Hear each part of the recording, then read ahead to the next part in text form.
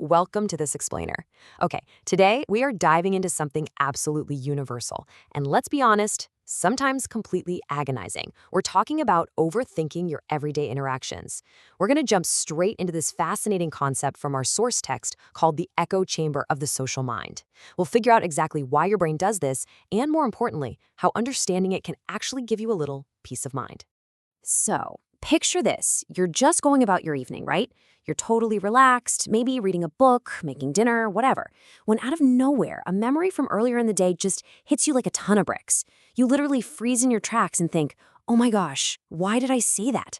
Trust me, I've been there. We all have. It's that sudden, sinking, pit in your stomach dread when you remember a slightly awkward pause, or maybe a joke that just didn't land, or a goodbye that went on for, just a second too long. And man, we usually feel this the absolute hardest right about here.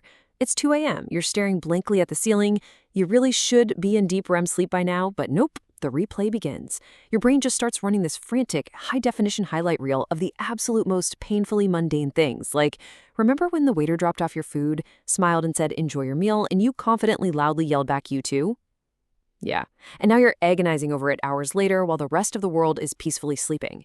So why? Why on earth does our brain torture us with this rapid-fire reel of minor embarrassments? Well, that brings us to Section 1, the late-night mental replay. And right into Section 2, enter the echo chamber.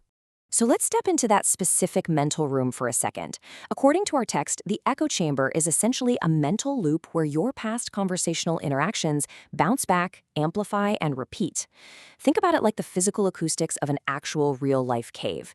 You shout one tiny little word into the void, right? And it bounces off the stone walls, getting louder, more overlapping, and honestly more distorted every single time it hits your ears. That is exactly what your mind is doing with your own dialogue from hours ago. It's creating this closed loop where a tiny, completely passing comment echoes around until it sounds like this massive, booming declaration. Now notice the huge contrast here between what actually happened versus what the echo chamber replays for you. In reality, that daytime conversation was probably super brief and totally harmless. The other person almost certainly forgot about the whole thing the second they walked away. But inside the echo chamber at 2 a.m., wow, the replay is heavily distorted. It's totally amplified. Every single slight shift in your tone, every tiny hesitation before you spoke, it gets magnified by your brain into this giant catastrophic social blunder. The absolute crucial takeaway here is that the echo is rarely, if ever, an accurate recording of reality. Which leads us to Section 3, decoding the social mind.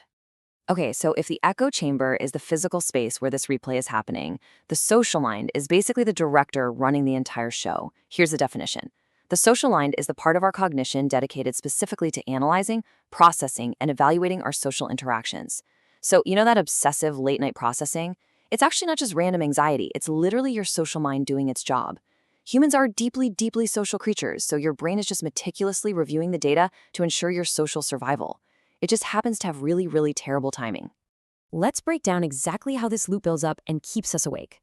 Step 1 is the interaction itself. Just a totally normal, fleeting daytime conversation, maybe at the office or grabbing a coffee. Nothing special. Then, step 2 is the internal echo. Your social mind captures that brief exchange, isolates it, and starts bouncing it around the walls of your subconscious just to evaluate it. And finally, step 3, the mental replay. By the time you're actually laying in bed just trying to get some sleep, that initial little echo has grown into a full-blown, repetitive broadcast that your brain absolutely insists you need to watch over and over again. Moving on to our final part, Section 4, the final replay. Our source material formally identifies this whole phenomenon as why your brain replays every conversation you had today. And the really good news here, it is a recognized, heavily studied function of the echo chamber of the social mind, meaning it is not a personal failing on your part. It is absolutely not a sign that you are uniquely awkward. It's just a profound truth of human psychology. And honestly, just validating this shared experience is the absolute best first step to making peace with it. So the next time the replay starts up, you can simply recognize it, take a deep breath, and say to yourself, okay, that's just my social mind running its nightly diagnostics. So as we wrap up this explainer, I want to leave you with one incredibly important question to chew on. The next time you find yourself wide awake, stressing over a tiny interaction that happened 12 hours ago, just ask yourself, are you listening to the actual conversation, or are you just listening to the echo?